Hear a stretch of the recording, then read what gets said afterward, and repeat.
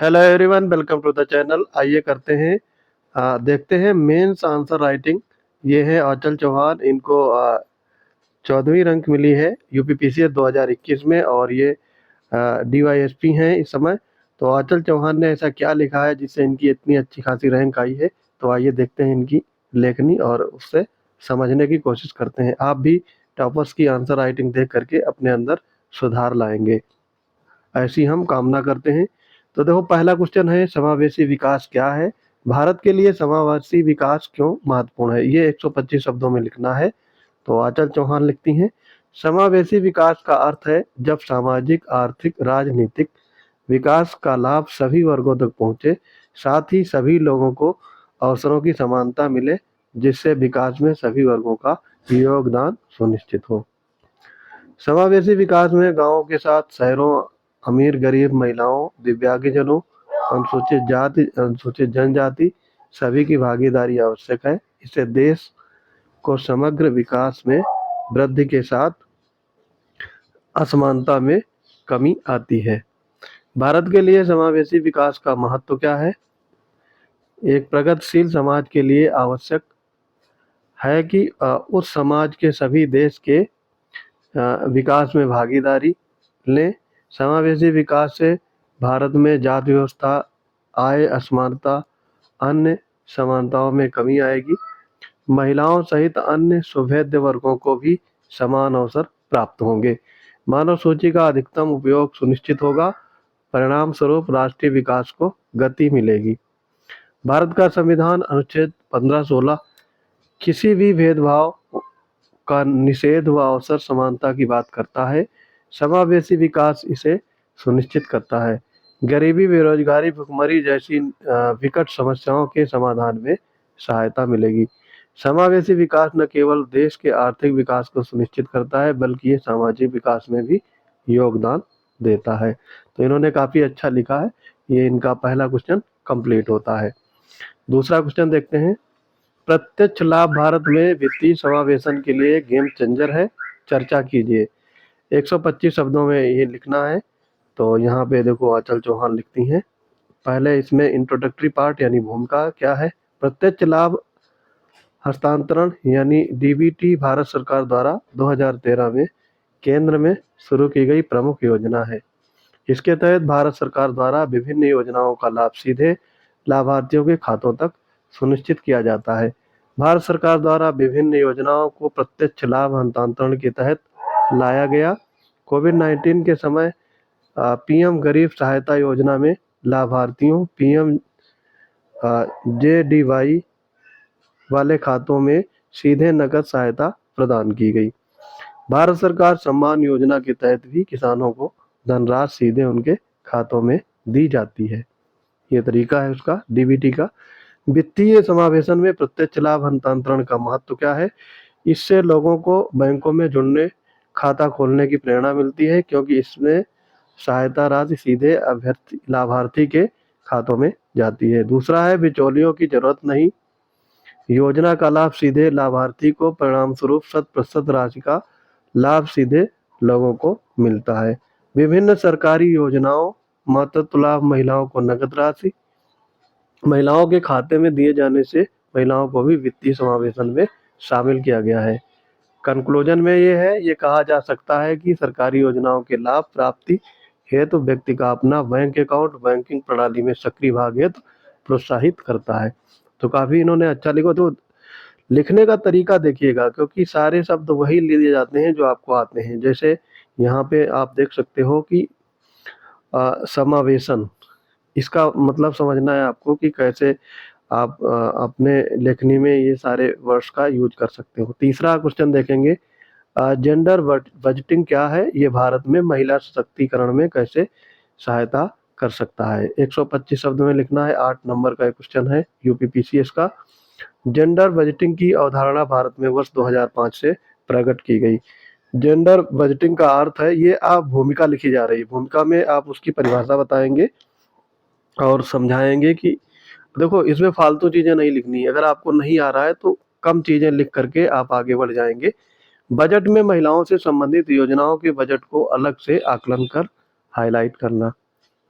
महिला सशक्तिकरण में जेंडर बजटिंग की भूमिका क्या रहती है? नंबर 1 ये आंचल लिखती हैं, ये देश की आधी आबादी की आवश्यकताओं को संसद के समक्ष रखता है। दूसरा है महिलाओं के लिए आवश्यक विशेषीकृत योजनाओं को प्रोत्साहन मिलता है। तीसरा है जेंडर बजटिंग द्वारा ये सुनिश्चित किया जा सकता है महिला शिक्षा, पोषण, रोजगार, मातृत्व लाभ, सुरक्षा संबंधी योजनाएं पर कितना खर्च आवश्यक है और उस धनराशि को मांग भी की जाती है। जेंडर बजटिंग महिला सशक्तिकरण हेतु सराहनीय कदम है। भविष्य में अपेक्षा की जाती है कि महिला सशक्तिकरण हेतु इसका अ, प्रतिशत और बढ़ाया जाएगा।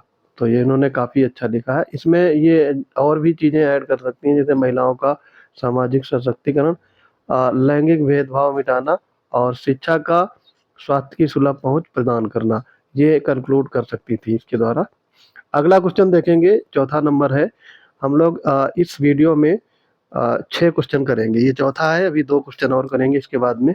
भारत के विभिन्न क्षेत्रों में जनधन योजना के प्रभावों का वर्णन कीजिए, साथ ही इसकी सफलता का मूल्यांकन कीजिए। ये आपको 200 शब्दों में लिखना है। तो ये आपका 12 नंबर का क्वेश्चन है। तो देखते हैं। प्रधानमंत्री जनधन योजना वर्ष 2014 में शुरू की गई।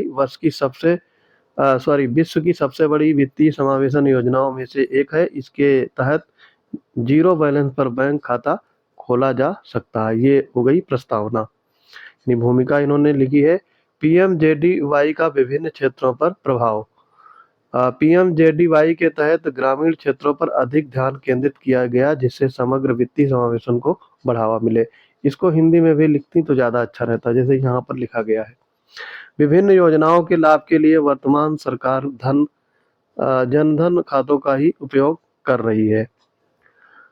सफलता का मूल्यांकन क्या हो सकता है? योजना के पहले ही दिन 1 करोड़ से अधिक बैंक खाते खोले गए। वर्ष 2014 में 53% के मुकाबले वर्तमान में कम से कम एक खाता रखने वालों की संख्या 80% तक पहुंच गई है। बड़ी संख्या में ग्रामीणों महिलाओं का बैंक खाता तक पहुंच सुनिश्चित हुआ। परिणाम स्वरूप वित्तीय समावेशन को बढ़ावा मिला। निश्चित तौर पर यह कहा जा सकता है कि डिजिटल अर्थव्यवस्था के योगदान में जनधन एक योजना एक महत्वपूर्ण कदम साबित हुई है। हालांकि इसी के साथ इसमें कुछ समस्याएं भी हैं। अब ये नेगेटिव पॉइंट बता रही हैं, इसमें क्या समस्याएं हैं। निष्क्रिय खातों की संख्या बढ़ी, जिससे बैंकिंग प्रणाली पर अनावश्यक दाब भी बढ़ा है। अभी भी लोगों में विशेषकर ग्रामीण बैंकों के प्रयोग को लेकर अपेक्षित उत्सुकता नहीं हुई है। बहुत से खातों में लेन देन की आवृत्ति नहीं के बराबर है। कुल मिलाकर ये कह सकते हैं कि भले ही पीएमजेडीवाई 100% सफल न रही हो, लेकिन इससे वित्तीय समावेशन को बढ़ावा तो दिया ही है। तो यहाँ पर ये कंक्लूड कर देती है। अगला क्वेश्चन देखेंगे। सतत विकास लक्ष्यों पर एक निबंध लिखें संक्षेप में, और इन लक्ष्यों को प्राप्त करने में भारत के समक्ष उपस्थित चुनौतियों का उल्लेख कीजिए। ये भी 200 शब्द में लिखना है। तो आंचल चौहान पहले भूमिका लिखेंगी, उसके बाद में मुख्य पार्ट। सतत विकास लक्ष्यों से तात्पर्य यह है कि वर्तमान में संसाधनों का उपयोग इस प्रकार करना जिसमें वर्तमान के साथ भावी पीढ़ियों की भी इन संसाधनों तक पहुंच बनी रहे। इस स्थिति को प्राप्त करने के लिए निर्धारित लक्ष्य ही सतत विकास लक्ष्य है। ये तो आपकी डिफिनीशन हो गई।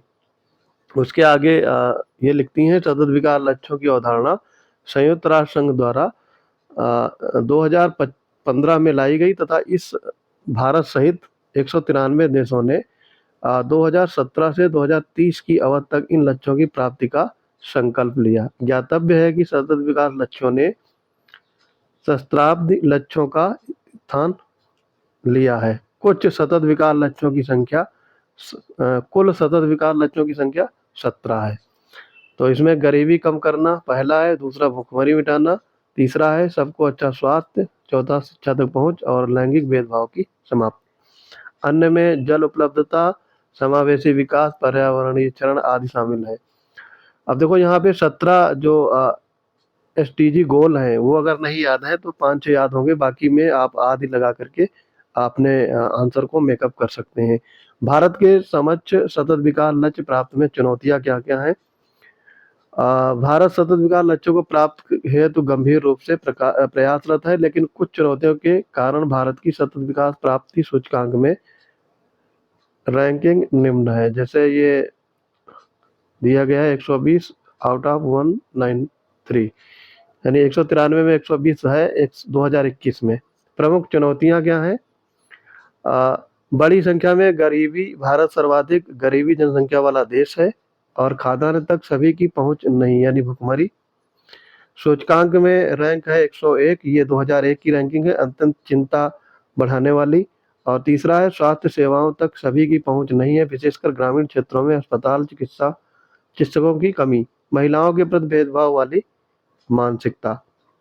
भारत में, अब देखो कंक्लूड करेंगे, भारत में सतत विकास लक्ष्यों की प्राप्ति की गति का आकलन नीति आयोग द्वारा किया जाता है, जिसकी रिपोर्ट के अनुसार भारत में राज्यवार सतत विकास लक्ष्य प्राप्त की प्रगति में भारी असमानता विद्यमान है। अतः इन लक्ष्यों की प्राप्ति में केंद्र सरकारों के साथ राज्य सरकारों की भी सक्रिय भागीदारी आवश्यक है। तो इन्होंने काफी अच्छा लिखा। अब देखते हैं आखिरी क्वेश्चन आज का। ये 7वां क्वेश्चन देखेंगे। रक्षा क्षमताओं को स्वदेशी बनाने से भारत को आर्थिक और रणनीतिक दोनों तरह से सहायता मिल सकती है, परीक्षण कीजिए। आंचल चौहान लिखती हैं, भारत सरकार रक्षा उपकरण क्षेत्र में भारत को अग्रणी बनाना चाहती है, जिसके लिए रक्षा क्षेत्र में 74% तक प्रत्यक्ष विदेशी निवेश की अनुमति भी सरकार ने दे दी है। इसके परिणाम स्वरूप न केवल रक्षा उपकरण क्षेत्र में भारत आत्मनिर्भर बन सकेगा, अपितु रक्षा उपकरण निर्यात में भी भारत की हिस्सेदारी बढ़ेगी। आर्थिक सहायता, ज्ञातव्य है कि भारत विश्व का दूसरा सबसे बड़ा रक्षा उपकरण आयातक देश है। रक्षा उपकरण के स्वदेशीकरण से भारत बड़ी मुद्रा में आयात पर खर्च को की जाने वाली मुद्रा की बचत होगी। जब रक्षा उपकरण भारत में बनने लगेंगे तो आयात करना नहीं होगा, तो हमारे यहाँ मुद्रा की बचत होगी। भारत अन्य देशों को रक्षा उपकरण निर्यात कर आय के स्रोत बढ़ा सकता है। इस इंडस्ट्री के बढ़ने से बड़ी संख्या में रोजगार उत्पन्न होंगे। सहायक इंडस्ट्री जो रक्षा उपकरणों को कच्चा माल सप्लाई करती हैं, लाभान्वित होंगी। रणनीतिक महत्व, तो यहाँ पे महत्व ऐसे लिखा जाएगा, निश्चित तौर पर भारत के वैश्विक कद में वृद्धि होगी, अन्य देशों पर निर्भरता कम होगी, साथ ही किसी प्रकार की अनिश्चितता भी समाप्त होगी। भारत द्वारा जिन देशों का रक्षा उपकरण निर्यात किए जाएंगे, उन देशों में भारत का महत्व बढ़ेगा और समय आने पर वे भारत के ही पक्ष में होंगे। वर्तमान में भारत एक महाशक्ति के रूप में उभर रहा है। रक्षा क्षेत्र का स्वदेशीकरण न केवल आत्मनिर्भर भारत की ओर लेकर जाएगा, बल्कि भारत की वैश्विक परिदृश्य में स्थिति की ओर मजबूत बनाएगा। तो ये यहाँ पर कंप्लीट होता है इनका mains answer writing. I hope ये वीडियो आपको पसंद आया होगा। अगर आपको ऐसे ही वीडियो चाहिए तो कमेंट बॉक्स में अपनी प्रतिक्रिया दे सकते हैं, और हमारे पेड बैच से जुड़ना चाहते हैं तो RO प्रीलिम्स और मेंस, ये 2 टाइप के बैच चल रहे हैं और ये भी एक्टिव हैं, तो इनमें आप एडमिशन ले सकते हैं, प्रीलिम और मेंस में। इसके अलावा प्रतिज्ञा निबंध बैच में भी एडमिशन ले सकते हैं, वहाँ पर भी अभी 10 तारीख को शुरू किया गया था, तो अभी ज़्यादा कोर्स नहीं कराया गया है। तो यहाँ इन दोनों यानी 3 पेड बैच चल रहे हैं, इन तीनों में आप कहीं पर भी एडमिशन ले सकते हैं और अपने सफलता को सुनिश्चित कर सकते हैं। इन सब के लिए आपको सबसे पहले जुड़ना होगा PCS वंडर्स टेलीग्राम चैनल पे, वहाँ पर इन सारे बैच की डिटेल अवेलेबल रहेगी और पेमेंट करने के बाद आपको सीधे इन पेड बैच में जोड़ दिया जाएगा। तो आई होप ये वीडियो आपको समझ में आ गया होगा। मिलते हैं अगले इंपॉर्टेंट वीडियोज में, तब तक के लिए बढ़ते रहिए। जय हिंद।